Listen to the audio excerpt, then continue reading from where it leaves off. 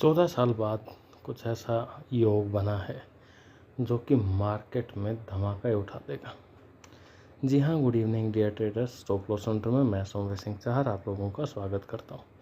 तो आज हम बात करने वाले हैं जुपिटर और यूरेनस का एक ऐसा कॉम्बिनेशन जो तकरीबन बनता है 12 या 14 साल के बाद। लेकिन बीच में अगर दोनों प्लैनेट्स में से कोई एक भी प्लैनेट अगर रेट्रोग्रेड में होता है तो ये सिचुएशंस कभी कभी 1 साल या 1.5 साल के अंतर्गत भी बनने की संभावनाएं रहती हैं। तो आइए डिटेल से जानते हैं इस वीडियो को। तो सबसे पहले हमने ओपन कर ली ज्योतिष एप्लीकेशन, और ज्योतिष एप्लीकेशन ओपन करते ही जैसे अभी की जो डेट है, डेट आपको पता है कि कैसे चेंज करनी है।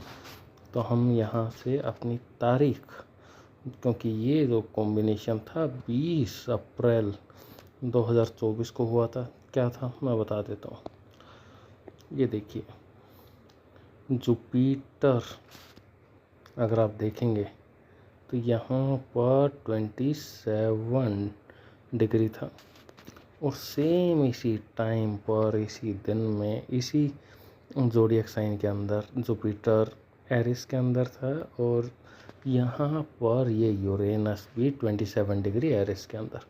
जब दो प्लैनेट एक ही राशि के अंदर हों तो उसको, यानी दोनों के बीच की दूरी 0 डिग्री अगर होए तो उसको बोलते हैं कंजंक्शन। और जब यूरेनस और जुपिटर का कंजंक्शन जब मार्केट में आता है तो एक अलग ही दाव हमें देखने को मिलता है। इस कॉम्बिनेशन को अगर मैं आपको भावनात्मक रूप से समझाऊं तो उसका एक मतलब यह भी है कि क्रांतिकारी बदलाव, परिवर्तन, क्रांतिकारी परिवर्तन, ये एक सटीक वर्ड है। तो आइए चार्ट के ऊपर देखते हैं कि पिछले 2-3 बार जब ये कॉम्बिनेशन हुए तो क्या क्या मार्केट में देखने को मिला। तो अभी और हमें किस तरह से इसके ऊपर ट्रेड करना चाहिए। तो अभी आपको ये तो पता चल गया है कि ये दोनों के दोनों शेयर प्लैनेट एक ही राशि और एक ही डिग्री पर होने चाहिए, तभी ये परफेक्ट एक कंजंक्शन बनता है। अब आइए देखते हैं कि इसको ट्रेड कैसे करना है। इसको ट्रेड करने के लिए और एक चीज़ मैं आपको बता देता हूँ, पॉइंट टू पॉइंट आपको मैच कराना पड़ेगा, नहीं तो क्या होगा कि दोनों ही आउटर प्लैनेट हैं।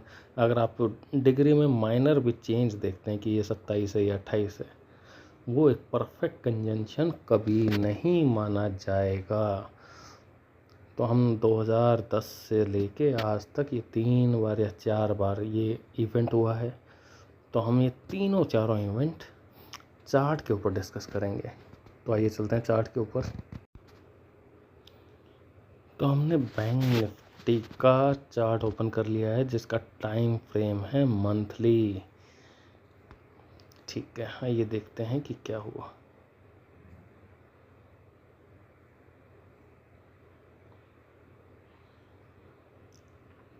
ये देखिए, तो सबसे पहले जो इवेंट हुआ वो हुआ जून के अंदर, जून 2010 के अंदर।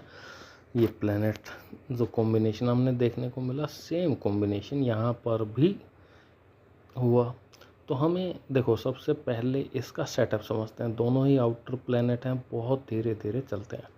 तो उस केस में इसमें एक लंबी आउटलुक अगर लेके चलते हैं, लंबी दूरी की ट्रेड लेके चलते हैं, तो ज़रूर आप यहाँ से एक बहुत बढ़िया और बड़ा पैसा कमा सकते हैं।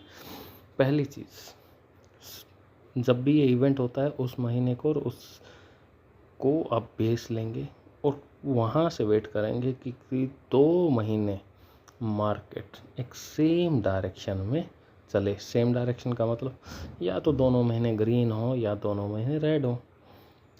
अगर ये, तो इस वाले केस में अगर आप देख पा रहे होंगे तो दोनों के दोनों महीने हमारे जून और जुलाई ग्रीन थे। तो उसके बाद तीसरे महीना जैसे ही ओपन हुआ यानी अगस्त, आप यहाँ क्या कर लेंगे, सीधा सीधा आप इसके हाई को मार्क कर लेंगे जून और जुलाई को, और अगस्त में जैसे ही ओपन हुआ तो आई थिंक शुरुआती दौर में ही एक गैप अप ओपन हुआ और एक बाय की एंट्री मिल गई और यहाँ से 2 महीने के अंदर 20% की मूवमेंट हमें देखने को मिली।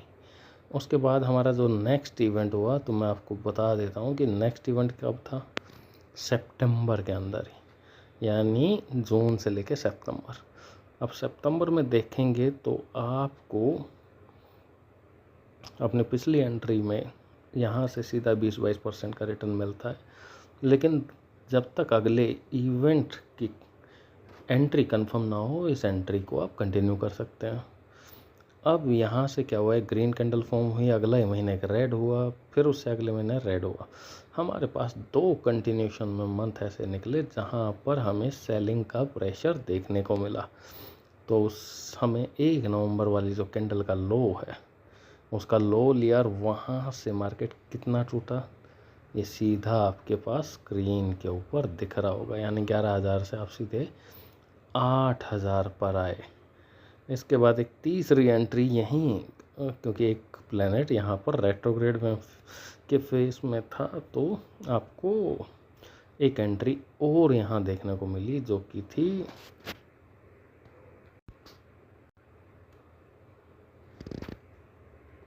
जनवरी के अंदर ही। और जनवरी में जैसे ही ये एंट्री मिलती है तो जनवरी भी आपका रेड वाला महीना था, यानी सेलिंग वाला महीना था। अगेन आपका फरवरी एक सेलिंग वाला महीना था। तो ये लो आप पिछली एंट्री वैसे भी कंटिन्यू है जब तक कि नई एंट्री नहीं मिल जाती, और यहाँ आके आपको फिर से एक एंट्री मिलती है और उसके बाद सीधा, यानी आपको हर एंट्री में, पहले एंट्री में तो ऑलमोस्ट आपको 12,000 से और 10,000 के आसपास आप यहाँ पहुँचे। उसके बाद नेक्स्ट एंट्री में भी सीधा 20-22% का रुझान हमें यहाँ देखने को मिला। तो हर बार 20-22% का रिएक्शन मार्केट देती है, लेकिन लंबी अवधि के बाद, और 2011 के बाद अब सीधा 2024 में यहाँ पर ये एंट्री आपको देखने को मिल रही है। किस महीने में? इस महीने में। अब यहाँ से या तो अगला महीना भी ग्रीन बने तो ऊपर की साइड में 20% आपको देखने को मिल जाएगा। अगर यहाँ से अगला महीना यानी मई का महीना अगर रेड बनता है तो फिर आपको वेट करना चाहिए कि जून का महीना भी रेड बने, और फिर उसके लो अगर तोड़ देता है तब जाकर आपको जुलाई में एंट्री करनी पड़ेगी इस सेटअप पे। लेकिन 20-22% कहीं नहीं गया, आपकी झोली में आके सीधा गिरेगा। तो किस तरह से ट्रेड करना बड़ा सिंपल है। तो सबसे पहले चीज़ों को समझें कि कौन कौन से प्लैनेट हैं, बाहरी प्लैनेट हैं तो उनका रिएक्शन किस तरह का हो सकता है और किस तरह की दूरदर्शिता आप अपने ट्रेड में ला सकते हैं एक बड़े प्रॉफिट के लिए। रही बात इंट्राडे की, इंट्राडे में ट्रेड करने के लिए कई सारे छोटे छोटे कॉम्बिनेशंस होते हैं जो कि हम डेली इंट्राडे की मूवमेंट्स को कैप्चर करते हैं। पिछले कुछ दिनों पहले मैं एक ट्रेड दिखाता हूँ आपको।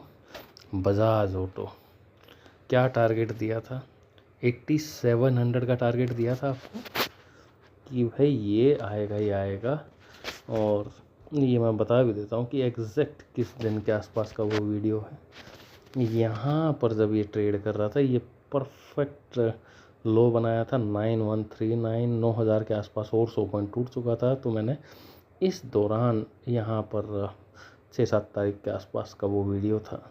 और उसके बाद क्या हुआ भाई, आपने जिसने भी वो वीडियो देखा है तो बजाज ऑटो ने 100% अपना टारगेट पूरा कर लिया है, जिसमें आपने कमेंट में बजाज ऑटो लिखा था। तो बजाज ऑटो का टारगेट यहाँ पर हुआ पूरा। बजाज ऑटो की एंट्री हर महीने आती है। अगले महीने जब जैसे ही वो एंट्री आएगी तो मैं आपको फिर से अपडेट करूँगा कि भाई इस बार आपको बाय करके चलना है या सेल। और मिनिमम जो टारगेट रहेगा 5% हर बार देके जाएगा ये स्टॉक। और पिछले 5 साल 7 साल का पूरा बैक टेस्टेड है। अब बात कर लेते हैं इंट्राडे की। इंट्राडे भी बड़ा सही और स्टिक चीज़ें हैं। देखिए आपके ऊपर है कि प्लेनेट की जब आप वो कहते हैं ना कि दशा देख लेते हैं कि भाई आउटर प्लेनेट हैं, अगर ये कॉम्बिनेशन बनता है तो हमें सेल साइड में रुझान मिलता है, ये बनता है, तो भाई पिछले कितने वीडियोज़ में मैंने आपको ये सारी चीज़ें बताई। एक लंबी अवधि के लिए अगर एक शेयर अगर मैं बात करूं तो आज मैंने एक रिकमेंडेशन दी थी जो कि था बजाज हिंद, उसमें मैं आई थिंक एंट्री आई नहीं, आप अपने रडार पर ज़रूर रख सकते हैं।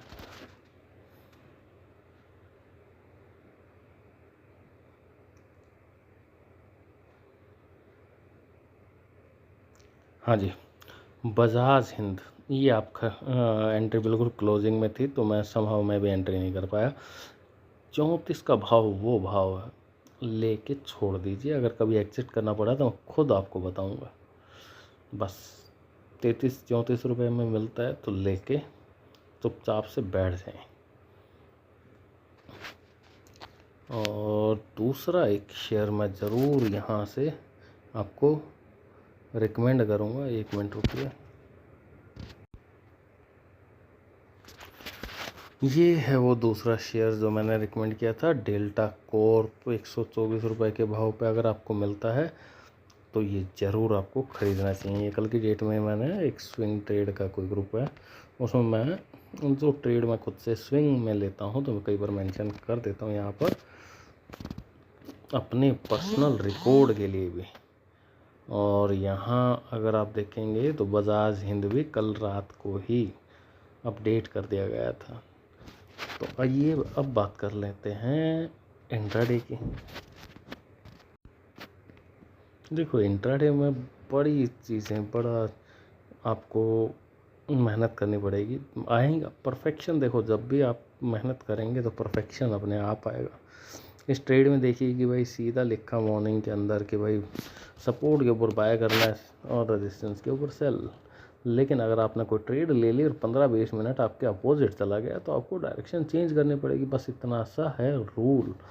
बैंक निफ्टी 48,230 ये भाव था कि मार्केट खुलने से पहले 9:10 पर ये दे दिया गया था कि भाई इस भाव पर आपको क्या करके चलना है, रेजिस्टेंस है तो बेच करके चलना है।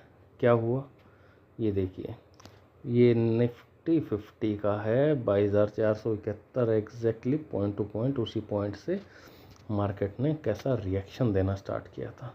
सेम यही हालात थे आपके बैंक निफ्टी के भी, और सेम यही अपने को देखने को मिला था निफ्टी फाइनेंस में। निफ्टी फाइनेंस में भाव इस लेवल पे गया और ऊपर गया तो फिर चला ही गया। जब 15 मिनट 20 मिनट अगर इसके ऊपर रुक जाता है तो आपको अपनी एंट्री चेंज कर देनी चाहिए, लेकिन एंट्री करनी चाहिए जो लेवल दिया है, यानी जो सपोर्ट बना है वो रेजिस्टेंस, और रेजिस्टेंस बन जाएगा सपोर्ट अगर 15-20 मिनट आपके अपोजिट प्राइस चला गया है तो। लेकिन अगर प्राइस बिल्कुल पॉइंट टू पॉइंट अगर वहीं जाकर रिवर्स ले रहा है तो आपको आपकी एंट्री लेनी ही चाहिए। तो इस तरह से इंट्राडे भी काम करता है, लेकिन उसके लिए आपको कौन कौन से प्लैनेट्स हैं, उनकी क्या स्पीड है, उनके क्या एंगल्स बने हुए हैं, तो वो सारी चीज़ें मैंने पिछले कुछ वीडियोस में दिए भी हैं। और ऐसा कोई इम्पोर्टेंट अगर कुछ भी दिखता है तो मैं हमेशा आप लोगों के साथ शेयर करता हूँ। तो बने रहें चैनल के साथ। और आने वाले टाइम में एक चीज़ और मैं बताता हूँ, स्विंग की कुछ ट्रेड्स मैं आने वाले 25 तारीख को आपको ज़रूर दूंगा। 25 को इवेंट होगा तो 26 तारीख को आपको मिल जाएंगी कि भाई किस स्टॉक में आपको ख़रीद के चुपचाप से बैठ जाना है और एग्ज़िट के लिए करना है इंतज़ार। 5-7% के पीछे नहीं, मिलेगा तो बड़ा ही मिल जाएगा। और कुछ कॉम्बिनेशंस ऐसे होते हैं कि जहाँ 1 साल 2 साल भी चीज़ें चल जाती हैं, यानी स्टॉक कब डबल का ट्रिपल हो गया पता भी नहीं चलेगा। लेकिन पेशेंस, गेम ऑफ पेशेंस, ये आपके ऊपर है कि आप उसमें कितना संभाल कर अपने आप को बैठते हैं। अब इंट्राडे वाले प्लेयर के साथ में प्रॉब्लम ये रहती है ना कि अगर उसने स्विंग की भी ट्रेड ले ली थी, लेकिन उसको आदत है कि हर 15 मिनट में अपनी ट्रेड को चेक करना। लेकिन मेरी ट्रेडिंग स्टाइल थोड़ी सी अलग है। अगर मैं इस ट्रेड की भी बात करूं तो इस ट्रेड में अगर आप देखेंगे तो सुबह मार्केट कहीं कहाँ खुला था, यहाँ खुला था। तो ये जो लेवल था ये मार्केट खुलने से पहले ही मैंने मार्क कर लिया था। अगर भाई देखो यहाँ आया तो मेरा, नहीं आया तो नहीं आया, तो यहाँ आया तो सेल किया, सेल करने के बाद इतना ठीक है आप ट्रेड में बैठे रहें। देखो जिसको ट्रेडिंग में थ्रिल लगता है तो यानी अभी भी कुछ ना कुछ गलती कर रहे हो लाला आप। बड़ा सीधा सिंपल सा रूल है, ट्रेडिंग तो बड़ी बोरिंग सी है भाई। पहले अपने एंट्री डिसाइड करो, फिर उसके लिए वेट करो, चुपचाप बैठे रहो पूरे दिन। जिस दिन ये वाली फीलिंग आने स्टार्ट हो जाए तो एक ट्रेडर बनने की दशा में आपने पहला कदम उठा लिया है, यानी आप अपने रूल और रेगुलेशन फॉलो कर रहे हो, जो कि बहुत ज़रूरी है। तो आज के लिए धन्यवाद। और अभी तक चैनल को सब्सक्राइब नहीं किया है तो कहने की बात थोड़ी ना है, वो तो आप कर ही लोगे। Thank you.